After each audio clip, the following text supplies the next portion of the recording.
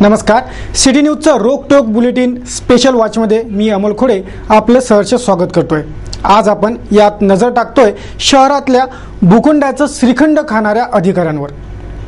अमरावती महानगरपालिका आता महाभ्रष्टाचार पालिका याच नावाने ओळखल्या जाईल, इतक्या मोठ्या प्रमाणात गैरप्रकार या महानगरपालिकेत सुरू आहेत। जनसेवेची विधायक कामे करण्यासाठी या महानगरपालिकेजवळ वेळ नाही, योजनाही नाहीत, परंतु भ्रष्टाचार करण्यासाठी मात्र खूप योजना आहेत। यासाठी महापालिकेजवळ मनुष्यबळाची खूप मोठी फौजच तैनात आहे आणि सेवेचा पूर्ण वेळ ते यासाठी पुरेपूरपणे वापरतात। म्हणूनच तर इतक्या मोठ्या प्रमाणात मनपा नियमबाह्य अभिन्यासांना मंजुरी प्रदान करू शकते। या अभिन्यास मालक व दोषींवर कठोर कारवाईची गरज आहे। नगररचना विभाग आणि बिल्डर्स लॉबी यांच्या संगनमतानेच तर हा भ्रष्टाचार होतोय।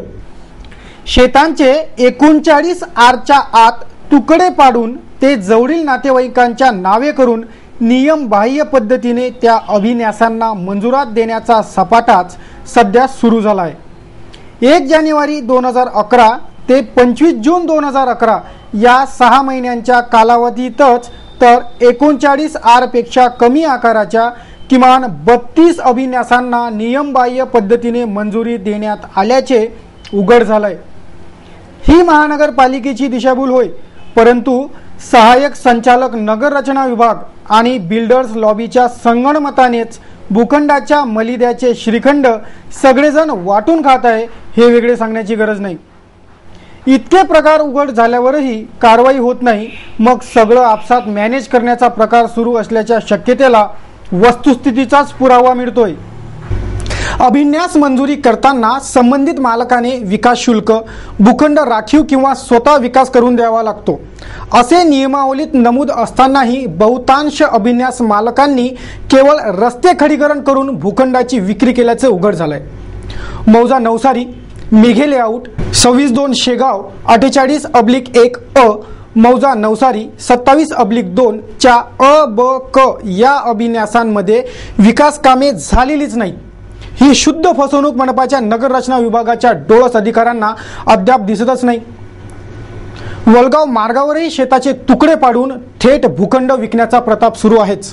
39 आरच्या आतील अभिन्यासाला मंजुरी देऊन काळा बाजार करणे हा प्रकार महापालिकेत गेल्या काही वर्षांपासून सुरू आहे। लहान भूखंडाचे अभिन्यास मंजूर होत असल्याने ओपन स्पेसची तरतूद नाही। हा प्रकार असाच सुरू राहिल्यास खेळाचे मैदान, रुग्णालय, शाळा, विकास कामांसाठी भूखंड आणणार तरी कोठून? या समस्येवर तोडगा काढून या भूखंडाचे श्रीखंड खाणाऱ्यांवर कठोर कारवाईची भूमिका या भूखंडाचे श्रीखंड खाणाऱ्यांवर कठोर कारवाई करण्यासाठी कुणी धजावणार काय? या नियमबाह्य अभिन्यास मंजुरी प्रकरणातील दोषींवर कठोर कारवाईसाठी आता नवनियुक्त विभागीय आयुक्त गणेश ठाकूर यांच्याकडे मोठ्या आशेने बघितले जाते।